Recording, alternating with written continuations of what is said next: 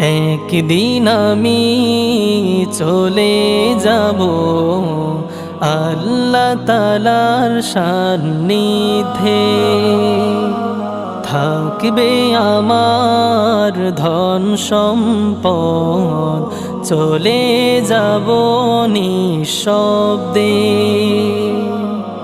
একদিন আমি চলে যাব আল্লাহ তাআলার সান্নিধ্যে, থাকবে আমার ধন সম্পদ, চলে যাব নিঃশব্দে। আল্লাহ তাআলার সান্নিধ্যে চলে যাব নিঃশব্দে।